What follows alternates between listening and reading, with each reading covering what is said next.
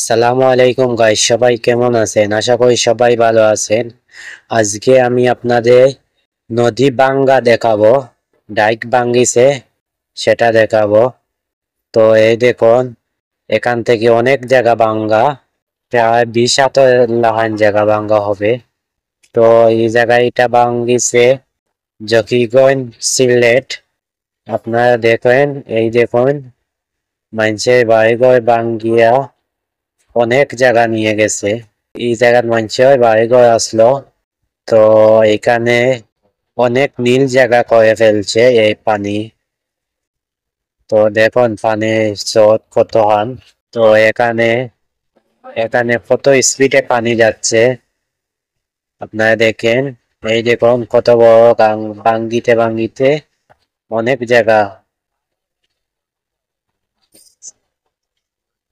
এদিকে মানুষের বাড়িঘর।